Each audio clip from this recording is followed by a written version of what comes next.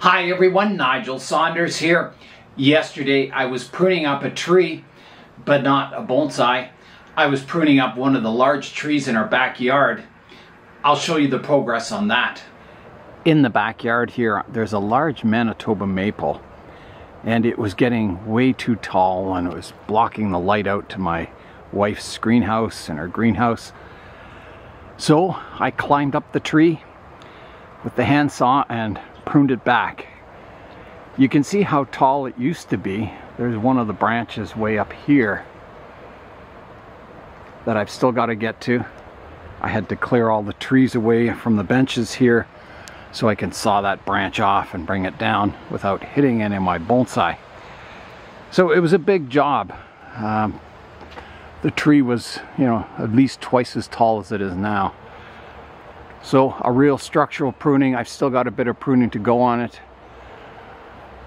But that was a big job, and I'm very, very tired and sore today.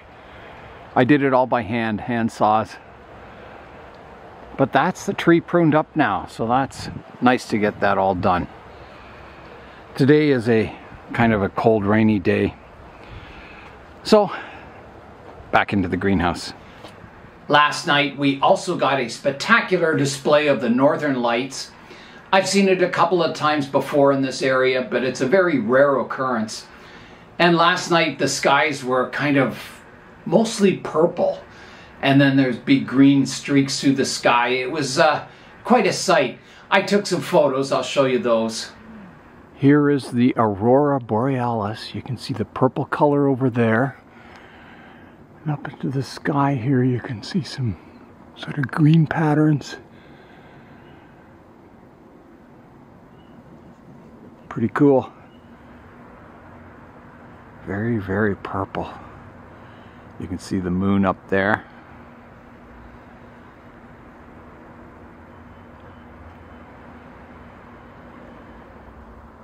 There's another shot of the horizon that's all purple. There's green streaks in the sky. Camera doesn't show them very well. I've got most of my tropical trees out of the plant room and in the greenhouse here. I didn't bring my Pruning temple out yet, and the reason is that it's got a lot of aerial roots forming on it, and the greenhouse here isn't as humid as the plant room. I noticed some of the tropicals that had aerial roots forming. When I brought them out here into the greenhouse, the roots started drying up. So I want those roots to form a little longer on the Pruning temple before I bring it outside for the summer. Here's a look in the plant room. So I've got a few more trees to bring out, not too many. And over here is my Pruning temple. Let's have a look at the roots on that. It's kind of dark, so I've got the flashlight in here, and you can see all the aerial roots forming in the entranceway here. It's looking very miniature and realistic. I really, really like it. So I want those roots. There's a lot out front that just haven't quite reached the ground. But overall, I'm really pleased. There's roots covering the temple, gripping it, flowing down. It's looking, just like the photographs of the Pruning temple. The trees are doing well. They'll need a pruning and that once it gets outside. But yeah, good progress on the Pruning temple. Lots of roots gripping it. Yeah, I'm very, very happy. And I mist it like 3 or 4 times a day. And it needs misting right now. It's a little dry looking. Yeah, so that is the Pruning temple. To mist the tree, I just use the hand sprayer and I just spray it down.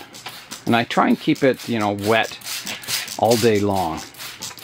This is in the morning, so it's kind of dried out a bit, but I generally keep it damp for the entire day, and I mist it down at night before I turn the lights off. And it keeps all those aerial roots happy. You can see how they've grown across the bench here, down onto the floor. Yeah, these African ficus are very aggressive with their root systems. So that's misted up now. I've got my penging over here, my Kabu Island penging. It's looking really good. Even that cutting I planted over here survived. So I might add that cutting to the main planting over here. I've got my saw. I'm going to take down that last branch on the tree. So here I go. Okay. I am up in the tree here.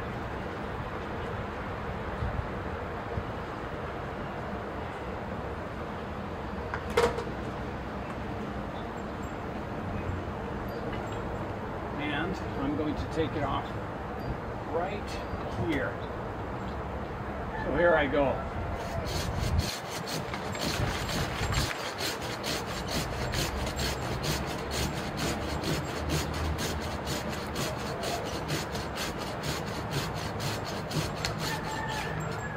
It's starting to come.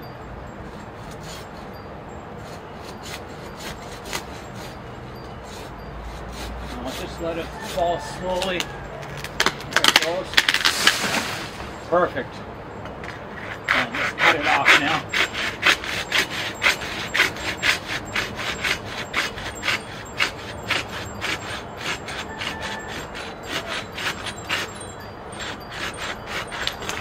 There it is, it's down.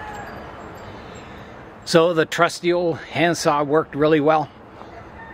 The branch is down, so I can move that, compost it, and get my tree set up back on the bench.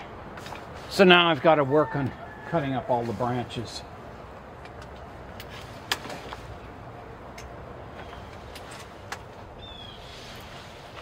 Okay.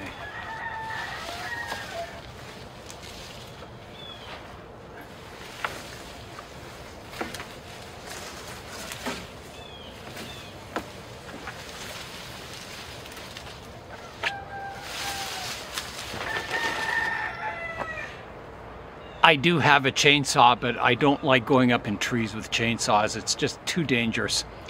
I don't mind using the chainsaw to cut up branches and that on the ground, but I don't like going up in trees with a chainsaw.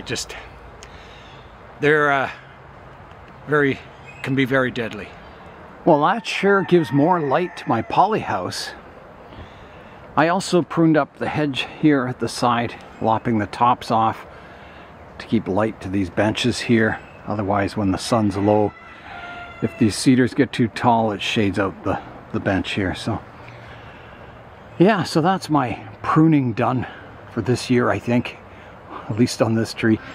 I still have a little bit of cleanup work to do on that tree, but I'll do that another day once I've recovered from all this sawing and climbing and hauling of branches. I was just out with Julian, and at the side of the road there was a free table. So I picked it up. It's all wooden, and it's very ornate. It's got kind of cool legs on it. They almost look like dragon scales or something. Yeah, so I thought it might make a nice display table for a bonsai. It's time now to work on a tree for today. And the tree I'll be working on is my Ficus benghalensis, or banyan tree. I'll show you a quick history of the tree, and then I'll get to pruning it. The next tree I'll be working on is my Ficus benghalensis, and I'm going to begin by repotting the tree. I'm starting with the root system on this tree because the root system is one of the most important parts of a bonsai.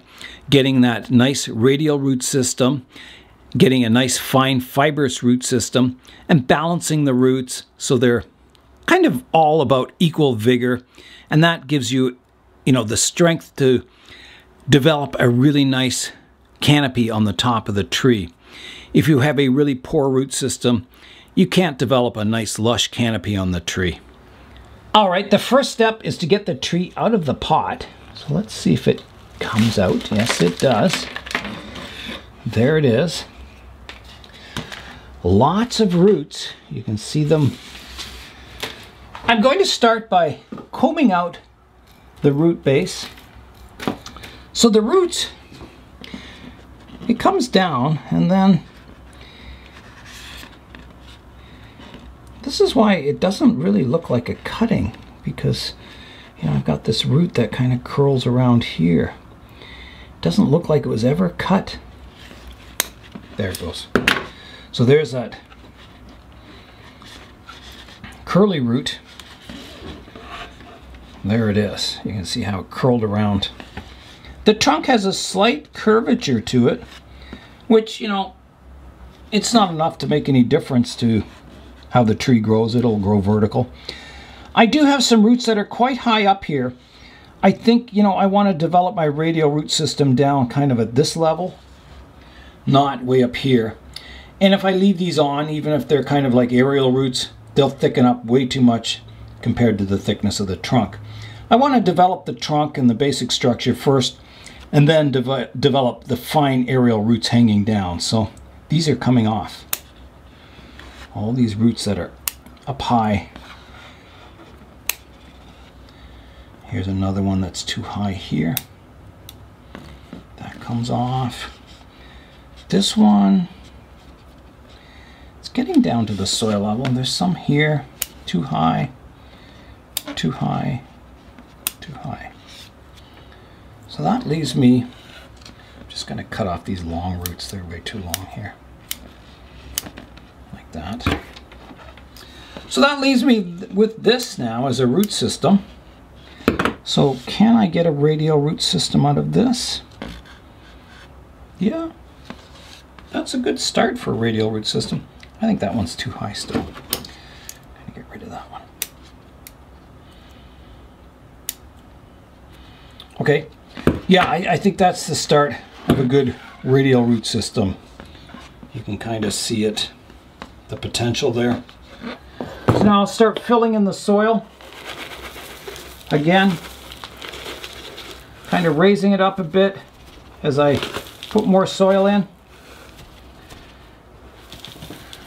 Wiggle the tree a bit, raise it up a bit.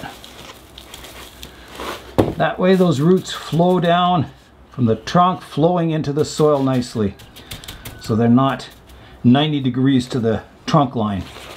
The next tree I'll be working on is my Ficus benghalensis, or banyan tree.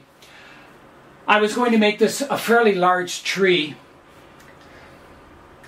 and I've been thinking about that decision, that I'm not gaining any space in my greenhouses or my plant room, and all my trees are getting big.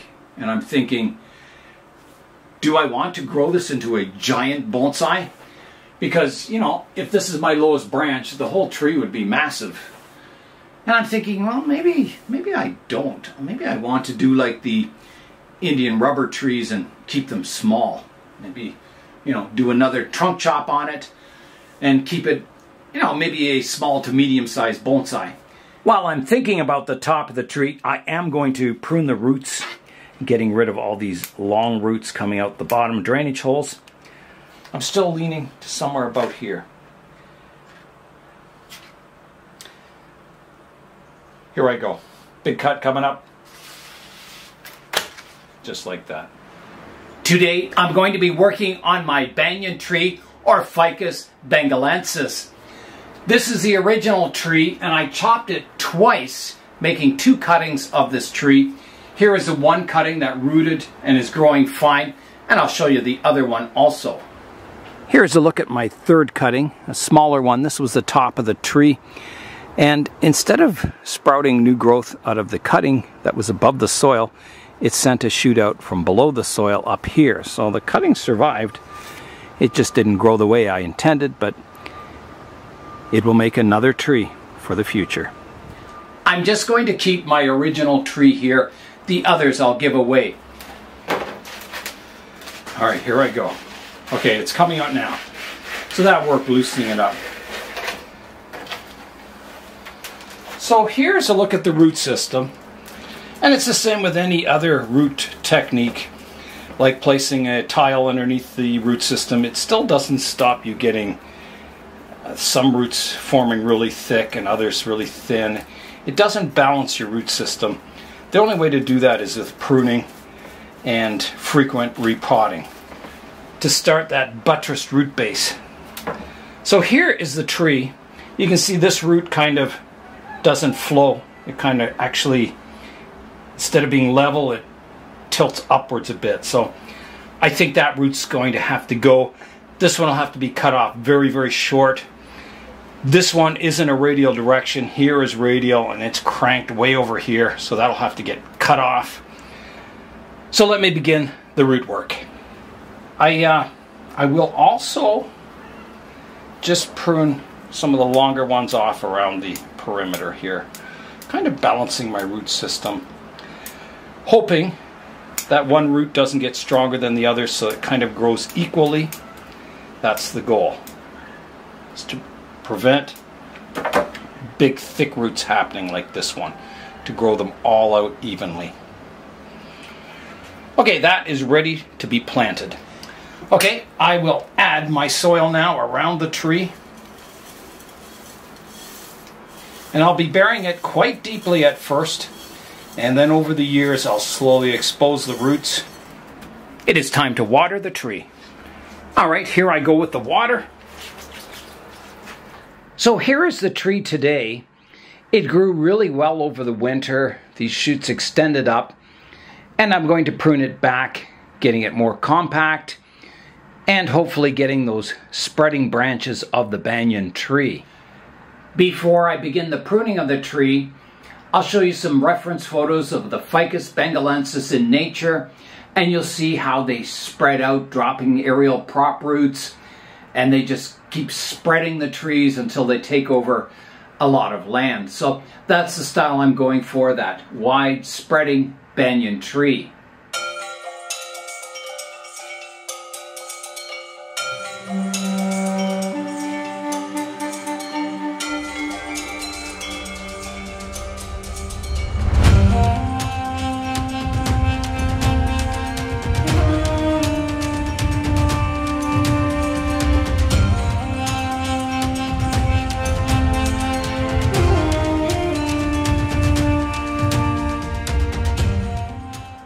My aim on this tree is to get those low branches that reach out, and I have a lot of nice low branches that formed over the winter. I've got some aerial roots that drop down over the winter, which are nice for that banyan look. So I want to prune these tall vertical ones back. There's a leaf facing horizontal here, so if I prune just above there, the new branch will come out more horizontally rather than this upright vertical growth. So I'll prune this branch off right here, like that. The next tall branch is this vertical leader here. So I had pruned it here before, hoping to get a branch coming out here, but instead the branch grew in towards the center. So I'm going to prune off these branches, well, this branch here and the leaf that are facing inwards, like that. And then I'll prune this tall vertical one back, and that should stimulate branches to grow down here. So I'll prune it back to here. So here I go, big cut coming up, just like that, taking the top off the tree.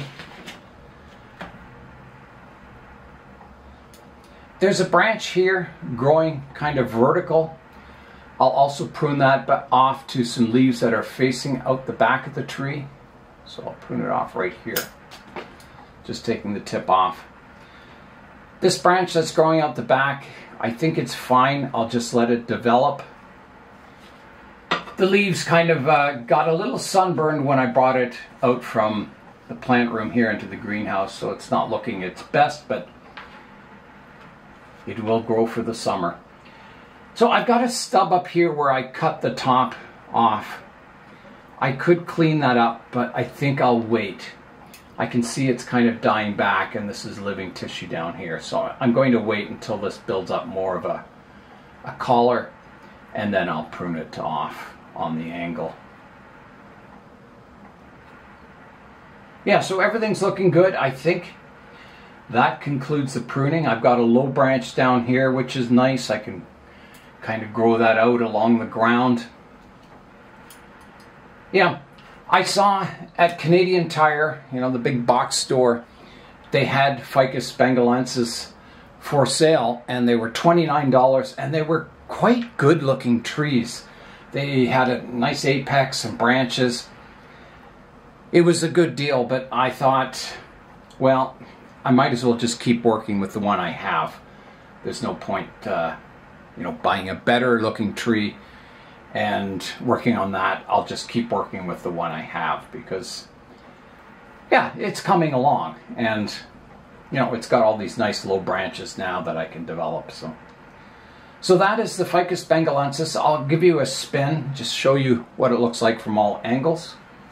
So here is the current front, coming around to the right hand side. There's a spider there. Coming around to the back, the left hand side, and back to the front. It's time now for today's updates. The first update for today is my Ficus benjamina, the one I call Frankenficus, and I severely cut it back, and I'm developing a new umbrella-shaped canopy on it. And you can see it's developing really, really well and quite fast. Faster than I ever expected, actually. It's filling in and becoming an umbrella-shaped canopy, and it hasn't been long since I cut it back, so it's growing with a ton of vigor. And I said in the last video where I pruned this up, I said I expected by the end of summer that it would have an umbrella-shaped canopy on it, and I think it'll reach that goal. It'll develop quite nicely over the summer and fill out and look more like a ficus. The next update for today is my jade forest. I'm styling these trees to look like the giant African baobab tree, and I've been working on scarring the trunks up to get rid of this smooth jade-like texture where it has like the ring segments, scarring it up to look more like a baobab tree. So the scars I initially put in have healed really nicely. So today I'm going to put some more scars in the trunk. So here I go, scarring it up even more. So I'm going to start up in the branch here, and I just use the end of my scissors and I just dig into it, leaving gouges. And you know, they don't have to be stripes like this. They can be very random, but you have to go in and take chunks out of the trunk.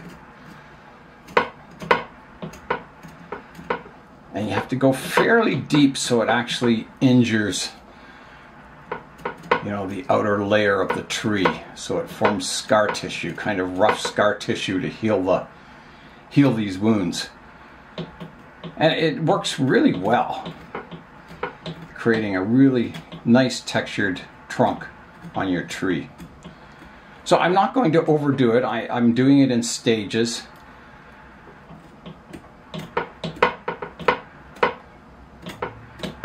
So I'll scar it up, and then the next time I scar it, I'll go in between the existing scars and just keep working on scarring it up.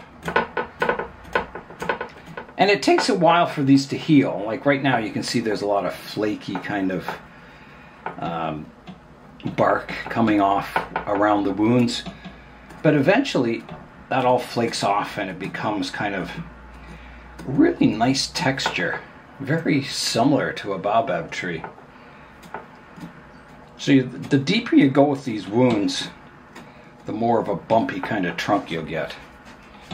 If you just lightly scratch it, you don't get quite as an effective scar. And after this operation, you want to keep the trees fairly dry so that skin can heal over. You don't want them out in the rain or anything. And then I'll scar up the little trees too. And I've done this on my Portulacaria aphoris, and it works very well. And seems to work well on the jades too. So far anyway.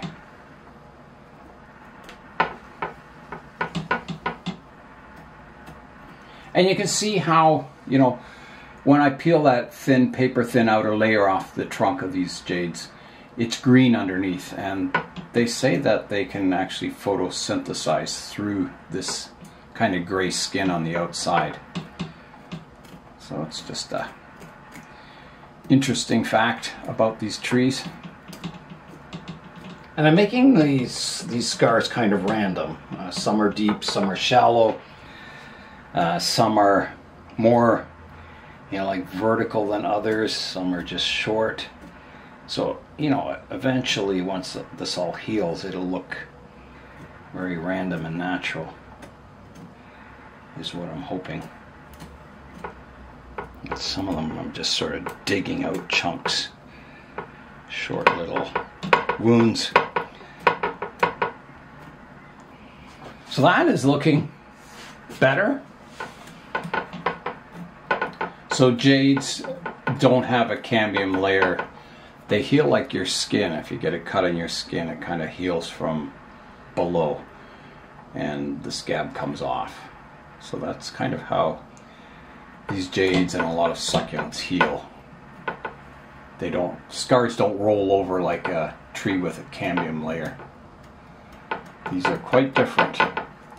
That's why on a baobab tree you can totally wring the trunk and it'll still heal and grow because it heals from within. Take some chunks out. Especially where there's rings here. I'm kind of concentrating on getting those rings out. So that will do. That has got the jades scarred up nicely. I'll show you a close-up of it. There's a close-up of the trunk all kind of scarred up. So we'll see how that heals. All this paper thin bark eventually will strip away and I should get like a cool bumpy gray surface eventually. And this scarring is something you can just keep doing over many, many years and it'll just keep looking better and better as the tree gets older. So here is a final look at the jade forest and I'll show you an update on this forest maybe midsummer. I've got a lot of trees growing in the baobab style. So here is an update to my actual baobab trees that I'm growing. I have 3 of them that I've grown from seeds. So they're starting to leaf out. The leaves are getting larger. This one over here has actually got some pretty good, decent leaves on it now. The other one's doing well too. So the plan for these is to grow the trunk nice and thick and then you cut them off. You dry the top of the cut with like cinnamon or sulfur, powdered sulfur, or something to prevent infection and help dry the cut out. And you have to do the same for the roots. You have to cut the main taproot off and you'll get all these lateral roots form. And eventually you get a nice baobab bonsai. So at the moment these 3 trees are just in a growing phase. I'm just bulking the trunks up. They're getting lots of branches, which is good. And I have a lot of branches down low on them, which is kind of unusual. I guess maybe because they're getting older, they're going into their 4th growing season now. So yeah, I have a lot of trees. My Portulacaria afras are growing in the baobab style. I guess I'm kind of obsessed with them. I think because they're giant trees, they're unique, and a very recognizable tree all around the world. I guess you could say I'm obsessed with baobab trees. I'm collecting these Land Rover Discovery models. I've got 3 of them now, a green, a black, and a white one. And someday I'll park them underneath my baobab bonsai to kind of create an overlanding scene. This Ficus benghalensis came from Tropical Expressions, a bonsai store in Hamilton, Ontario, Canada. And Blue Jay Bonsai bought this for me, so thanks very much, Jay. And I think, you'll see over the upcoming years, it'll develop into a better and better tree as time goes on. So that's all for today. I'm Nigel Saunders. Thanks for joining me in the Bonsai Zone.